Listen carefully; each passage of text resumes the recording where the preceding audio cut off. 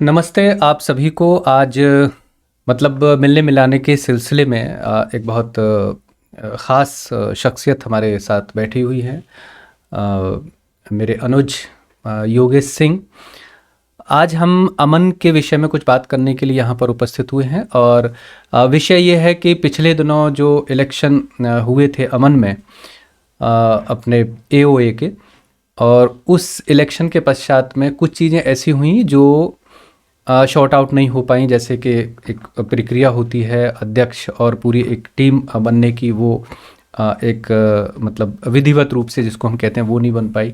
अब वो किस किस तरह के इशू हैं उन पर हम एओ जो कि एक हमारे मेंबर हैं ये योगेश सिंह जी, उनसे आज चर्चा करेंगे और उनके भी कुछ इशू हैं जो वो आज रखना चाहते हैं।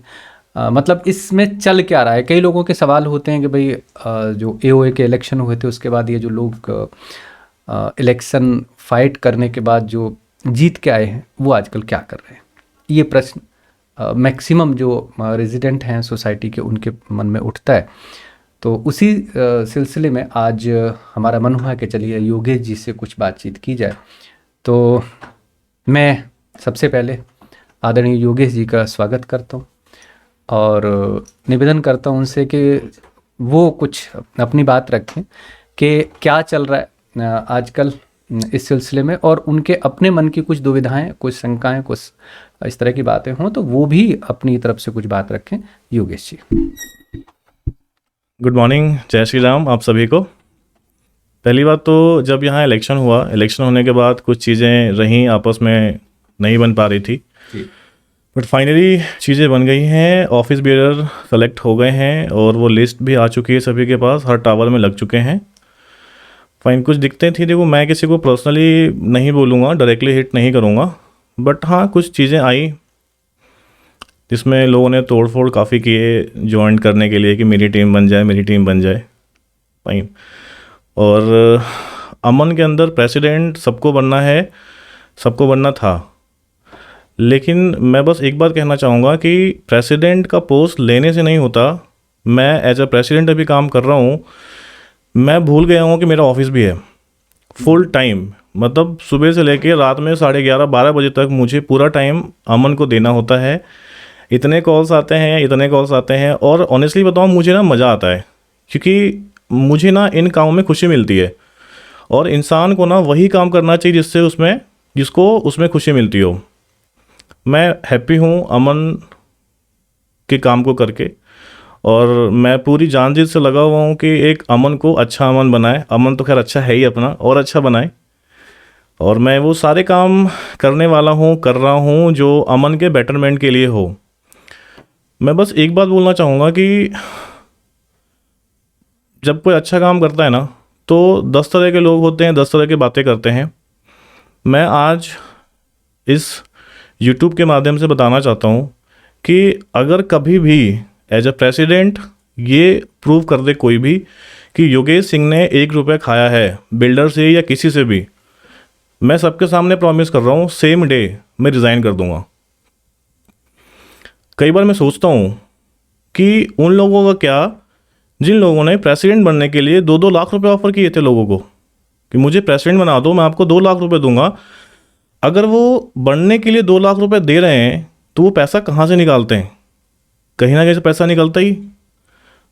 सोच के ना बड़ी हंसी आती है कि ऐसे लोग पैसे मतलब कोई ग्राम पंचायत का चुनाव तो था नहीं, विधायक का चुनाव तो था नहीं, हर साल चुनाव होने हैं एवरी ईयर।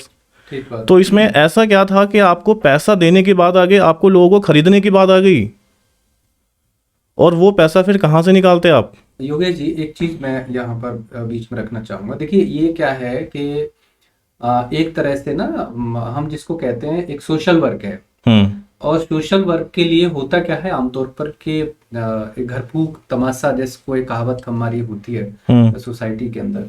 तो आप चूंकि एक ऑफिस भी चलाते हैं तो कई बार लोगों की जैसे समस्याएं होती हैं और बाई चांस पता चला कि आप अपने ऑफिस में हैं, तो उन सारी समस्याओं को आप कैसे शॉर्ट आउट करेंगे, उसके लिए क्या? सर मेरा अपना ऑफिस है दिल्ली लाजपत नगर में, और मेरे ऑफिस में स्टाफ हैं, और स्टाफ ऐसे हैं कि मैनेज कर लेते हैं मेरे ऑफिस को। और कई बार सर ऐसी मतलब चीज़ें सामने आई हैं कि मैं जस्ट दिल्ली पहुंचा हूं और आधे घंटे बाद कॉल आया 2-3 एग्जांपल्स हैं मेरे पास। एक N7 में इंसिडेंट हो गया था, एक दो चीज़ें और भी हुई, पुलिस कंप्लेन वगैरह हुई लोगों के साथ, मारपीट हुई लोगों के साथ। तो मैं सर सब कुछ छोड़ के मैं फटाफट जहाँ मेरी ज़रूरत थी वहाँ मैं पहुँचा। और कई बार लोगों ने रात में 3 बजे भी मुझे फ़ोन किया सर, दिन तो दिन है, हाँ। रात में 3 बजे फ़ोन किया है। टावर 9 में एक मैटर हो गया था, ठंड के टाइम में, अभी कुछ दिन पहले की बात है, और मैं वहाँ प्रेजेंट था।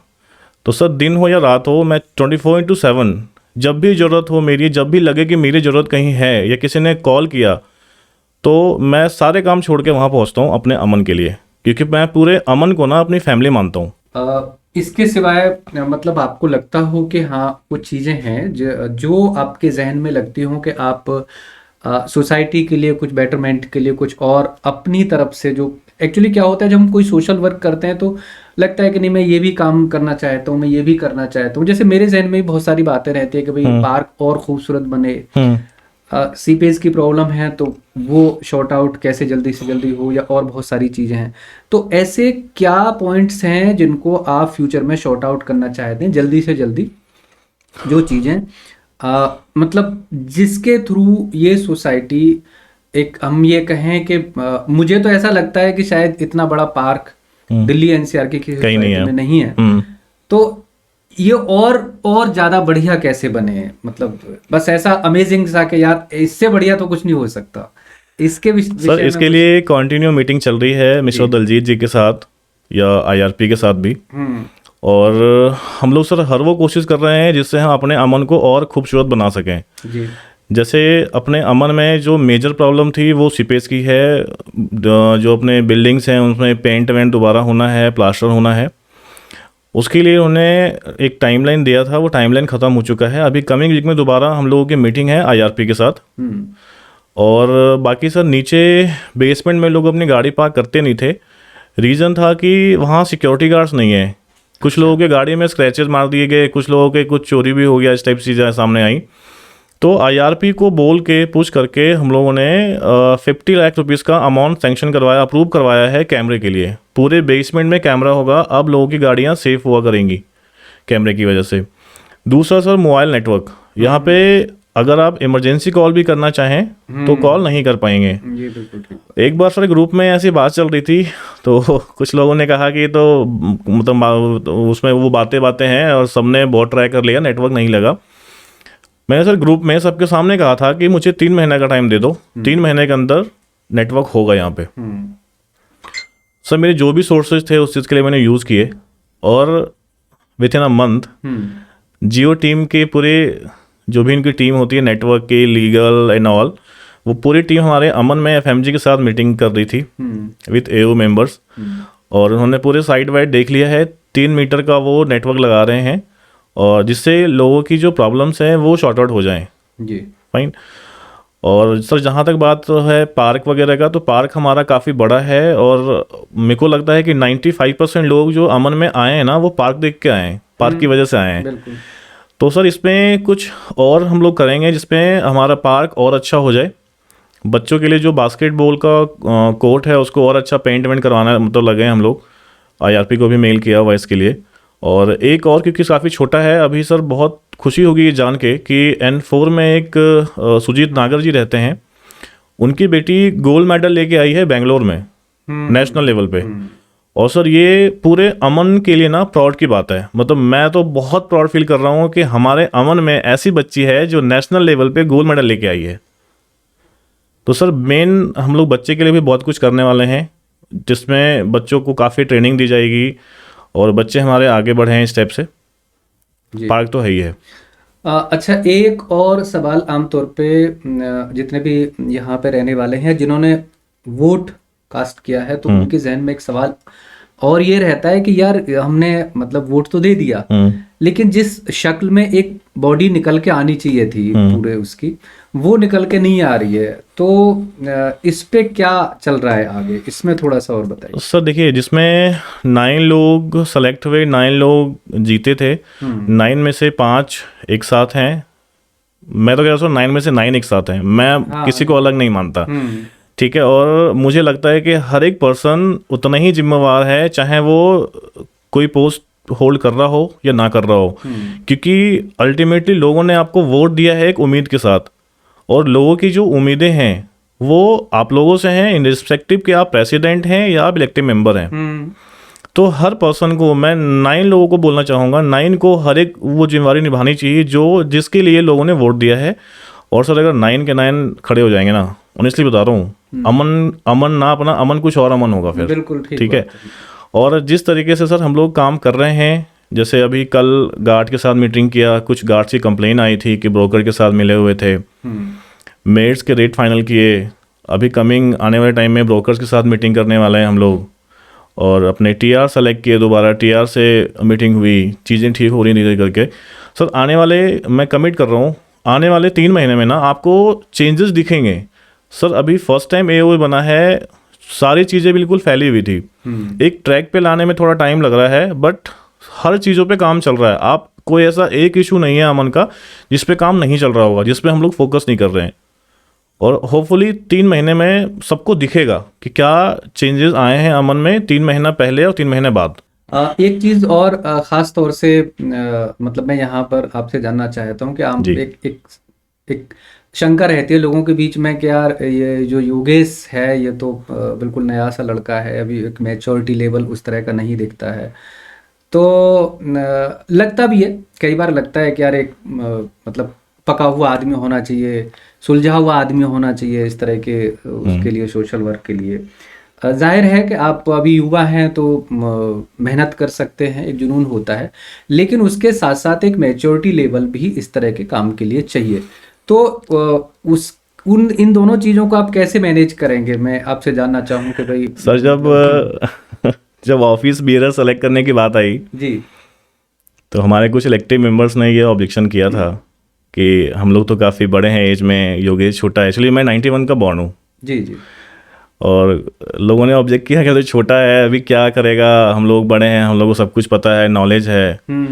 तो सर मैं एक चीज़ बोलना चाहूँगा कि ऐसे एज का क्या फ़ायदा जिसमें आपकी वर्ड्स की, आपकी कमिटमेंट की वैल्यू ना हो।